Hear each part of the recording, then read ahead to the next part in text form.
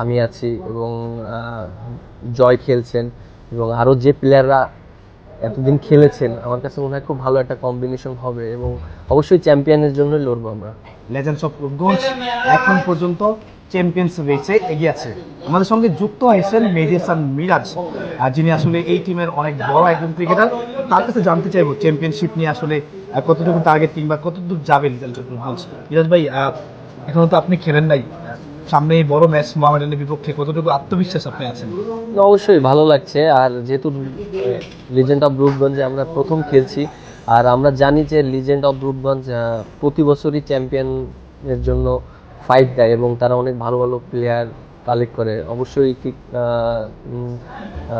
কৃতিত্ব দিতে হবে বাদল ভাইকে, তিনি সুন্দরভাবে টিমটাকে পরিচালনা করছেন, স্টিল করছেন। আর যেহেতু আমাদের সামনে 2টা ম্যাচ খেলার সুযোগ আছে, মেবি মোহামেডান আমনের সাথে খেলার সুযোগ আছে, অবশ্যই ভালো লাগছে, এক্সাইটেড। এরকম বড় ম্যাচ খেলবো এবং অনেক কম্পিটিশন থাকবে এবং আমাদেরও প্লেয়াররা সবাই অ্যাভেলেবেল থাকবে। আমি মনে করি যে লিটন কুমার দাস আছে, তারপর হাসান মাহমুদ, শরীফুল, আমি আছি এবং জয় খেলছেন এবং আরও যে প্লেয়াররা এতদিন খেলেছেন, আমার কাছে মনে হয় খুব ভালো একটা কম্বিনেশন হবে এবং অবশ্যই চ্যাম্পিয়নের জন্যই লড়বো আমরা।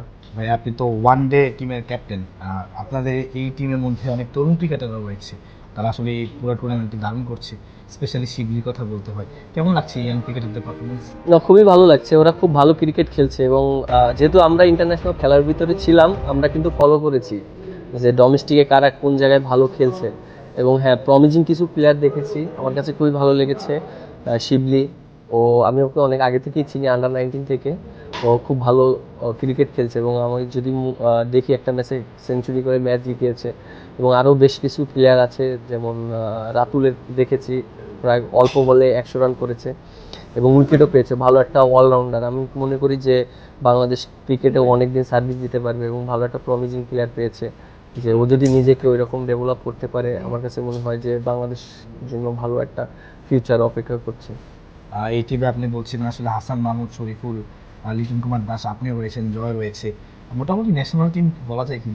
হ্যাঁ, অবশ্যই এখানে তো সবাই ন্যাশনাল টিমের প্লেয়াররাই খেলছে এবং ডোমেস্টিকের যারা সেরা সেরা প্লেয়ার, তারাই লিজেন্ড অফ রূপগঞ্জে খেলছে।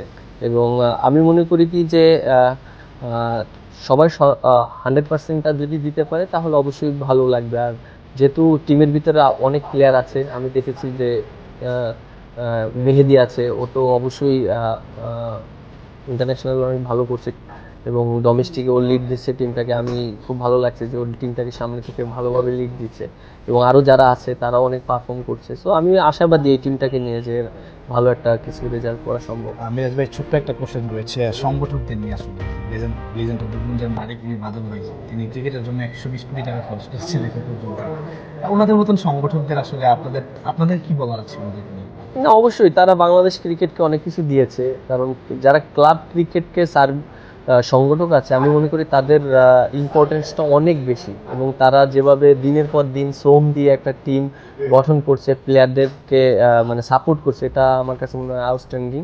এবং ওয়ান অফ দেম বাদল ভাই, তিনিও অনেক বছর ধরে ক্রিকেটের সাথে আছেন এবং তিনি অনেক বছর টিম করছেন, চ্যাম্পিয়ন টিম করেছেন, বাট আনফর্চুনেট অনেক সময় চ্যাম্পিয়ন হতে পারেনি, বাট ধৈর্য রেখেই টিম করেছেন। সো আমার কাছে মনে হয় যে অবশ্যই তাদের এটাকে আমরা সাধুবাদ জানাই।